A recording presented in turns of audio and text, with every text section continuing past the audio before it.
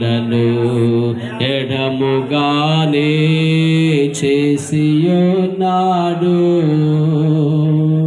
ఆ కారణముచే దేవ సంస్తుతి చేయవే మనసా, శ్రీమంతుడగు యెహోవ సంస్తుతి చేయవే మనసా. అందరూ దయచేసి ప్రార్థన చేస్తున్నాం. అమ్మా బాబు, యేసు ప్రభువారు నిన్ను రక్షించే దాని కొరకు వచ్చాడు.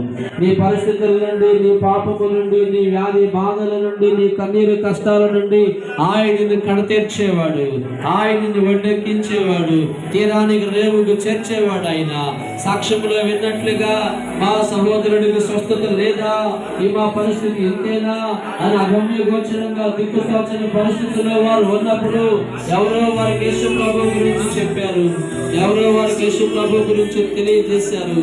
యేసు ప్రభు గురించి వారికి చెప్పిన దరిమిలా వారు ఆ రీతిగా ప్రభువును తెలుసుకోవడానికి, రక్షణ పొందడానికి వారికి ప్రభు సహాయం చేశారు.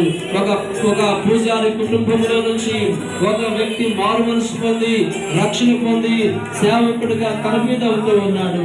ఒక విశ్వాసిగా నీ కుటుంబంలో నుంచి రక్షణ పొందిన వాళ్ళు ఉన్నారా?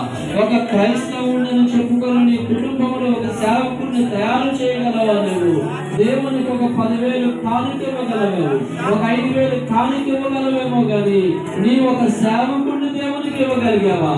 ఒక సేవకురాలని కుటుంబంలో నుండి దేవునికి ఇవ్వగలిగావా? అమ్మా బాబు, దయచేసి ప్రార్థన చేసుకోండి. ప్రభు మనల్ని పరిశుద్ధపరిచాడు. పడమటికి తూర్పు ఎంత ఎడమో అంతగా మనల్ని ఆయన మరి